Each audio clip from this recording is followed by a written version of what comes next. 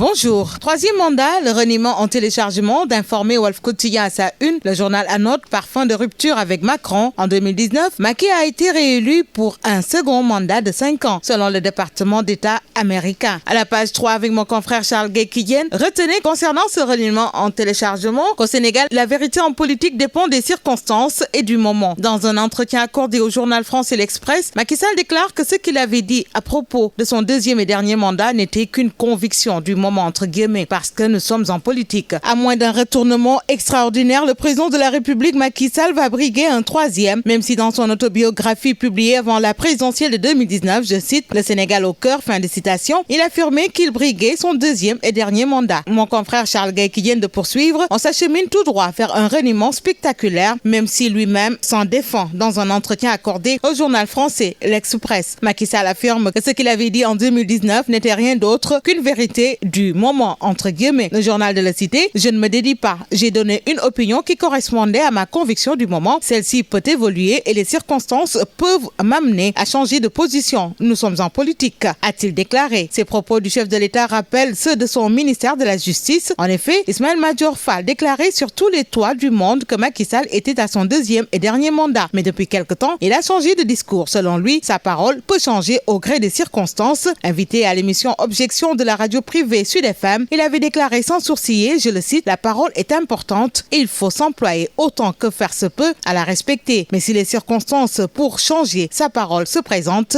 on peut changer de parole. Ce n'est pas la fin du monde. Ce n'est pas un tabou de le dire. Fin de citation. Mais concernant sa relation avec Macron, comprenez par là le chef de l'État Macky Sall, cette volonté de briguer un troisième mandat, de poursuivre toujours mon confrère, a éloigné Macky de son ami, entre guillemets, français Macron, qui a cherché à le convaincre. Enchaînons avec Yor qui pose la question de savoir à quel Macky Sall se fier finalement. Troisième candidature à la présidentielle 2024 vers un Wahwahet présidentiel. Macron déconseille à Macky Sall une troisième candidature, relaie la Tribune. Le président Sall légitime le Wahwahet de Wade père. Dans le quotidien Le Mandat, il revient Macky Sall pour gérer son agenda présidentiel 2024 dans les starting blocks. Le quotidien Le Peuple enchaîne troisième mandat, émeute, Sonko, liberté de presse, président Macky, toute griffe d'or. J'ai le droit de me présenter en 2024. Si le Sénégal n'était pas une démocratie, le sort de Sonko aurait été réglé depuis longtemps. Il n'y a aucune limitation sur la liberté de la presse, renseigne le chef de l'État qui conclut les Africains ne supportent plus le paternalisme des Occidentaux. Enchaînant avec Sud Quotidien, promenade du couple présidentiel après les manifs, position mitigée sur la troisième candidature face au quotidien français l'Express. Macky en quête de sésame. À lire dans ce journal les éclairages de Jean-Charles Biagui, enseignant-chercheur en sciences politiques à l'UCAD, et Momar Diong, journaliste, analyste politique. Pendant ce temps, dans Critique, Macky Sall torpille l'illusion de Sonko. Il s'agit là d'intimider le pouvoir et bloquer la justice. Sonko, quand on parle de lui, reprend la main dans Réumi Quotidien après quelques jours de convalescence. Il annonce d'autres formes de lutte dans la désobéissance civile et appelle à finir le job. Chasse aux patriotes, le quotidien L'Info renseigne cascade d'arrestations à Pastef, déboire de Sonko. Une vague d'arrestations à Dakar, Rufisque, Keur-Massar, Tivaouane, Kédougou, Bignona, Mbacké. Une centaine de dossiers au tribunal de Dakar, dont plus d'une trentaine d'inculpations hier et une quarantaine d'autres attendus aujourd'hui. De nombreux blessés et un mort hier dans des heurts avec la gendarmerie à Bignona. Pendant ce temps,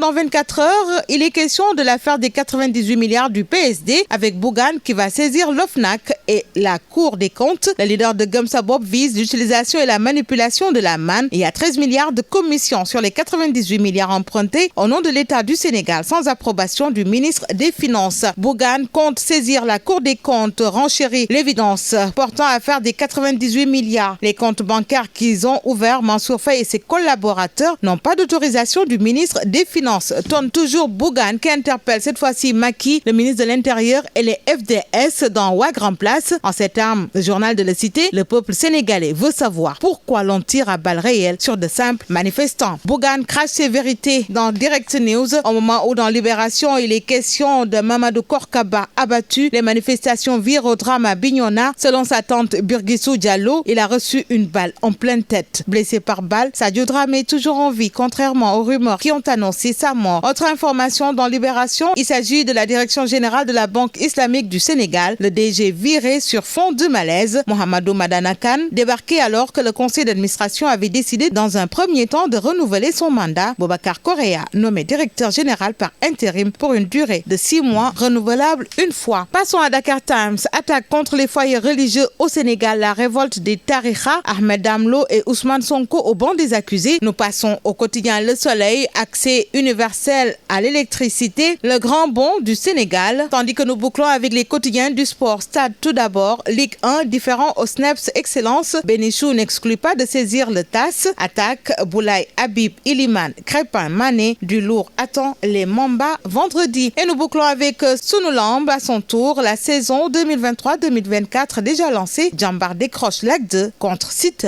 Bonne lecture à tous.